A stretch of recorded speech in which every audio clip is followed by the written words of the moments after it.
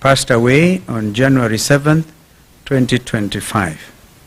Professor Bujra was a gallant son of Kenya and Africa and made great contribution to African integration and leadership and cutting-edge thinking on African development. Like the late Professor Ali Mazrui, Professor Bujra was recognized and appreciated outside Kenya's borders more than within. He served the continent as the first full-time executive secretary of the Council for the Development of Economic and Social Research in Africa, one of the premier research institutions in our continent, as well as the Organization of African Union, OAU, as it then was, in various capacities, including as a CEO of the International Panel of Eminent Personalities between 1998 and 2000. He was a founding director of boards of Muhuri and Katiba Institute in Kenya. Russian Wara was an incredible writer who sadly passed away this week from a battle with cancer. Her words, printed and written every week in different publications, both home and abroad, left a lasting impression, speaking truth to the heart. Whatever the subject, Russian questioned and demanded accountability. She was one of a kind, and compromising and apologetic in Kenyan. Yesterday evening, we learned of the passing on of senior counsel, our sister Judith Ongori. Ongori was an accomplished and celebrated family and human rights lawyer in Kenya. The region, in Kenya, the region and the international stage. Gender equality and equity were her forte. She took on many cases pro bono and contributed to the intellectual input in the constitutional making process. I know the senior bar council have been on this, led by the chairman of senior bar council, Fred Ojambo.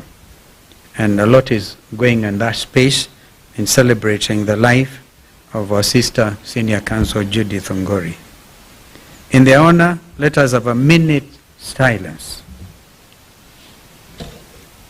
January the 12th, Public Service Cabinet Secretary Justin Muturi, in a standing during a press conference, outlined in shocking detail the harrowing tale of his son, Leslie Muturi's abduction on June the 22nd, 2024, while in the company of Embakasi West MP Honorable Makwiny and driver Marangwi Manyora.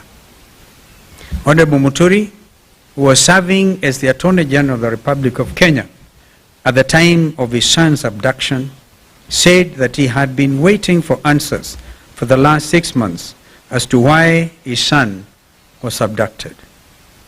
What should be of concern to any law-abiding citizen is that Honorable Muturi, as Attorney General of the Republic of Kenya, sat on the National Security Council, the top security organ in the country. Honorable Muturi has been seeking answers for the past 6 months, and they have not been forthcoming to someone so senior in the Kenya Kwanza regime. So senior should be a matter of grave concern to all of us. Following Honorable Muturi's statement, the Director of Criminal Investigations, Mr. Amin, invited the Cabinet Secretary to record a statement. If the idea was to cower Honorable Muturi into silence, they picked on the wrong man. If the bombshell of the Sunday statement was not enough, Honorable Muturi's signed statement clearly and squarely pointed the blame at the main culprit behind the inhuman abductions. A man who joked, made light of the abductions and Gen Z's demonstrations, a man who placed one phone call inside of the State House Nairobi Pavilion to the National Intelligence Service Director General, Nuruddin Haji, and had Leslie Muturi released within an hour. That man, as you have previously stated, is President William Ruto. Fellow Kenyans, the revelations by Secretary Muturi on the identity of the commander-in-chief of the abduction squads is quite telling. If the Attorney General of the Republic of Kenya cannot get answers to the whereabouts of his son, who can? If the Attorney General cannot get his phone calls answered by junior staff, such as the DG of NIS, or the DCI director, who can? If the then Interior Cabinet Secretary, Professor Kithure Kindiki, and PS Raymond Omolo are furnished with lies by their juniors, what is the state of the Kenya Kwanza regime? Fellow Kenyans, the Kenya Kwanza regime has established command and control structures outside of the Constitution of the Republic of Kenya, carrying out illegal and criminal activities against Kenyans. We have actually since established that some headquarters of this abduction squad was somewhere near Ruaraka. As we have previously stated, William Ruto is a commander-in-chief of the abduction squads.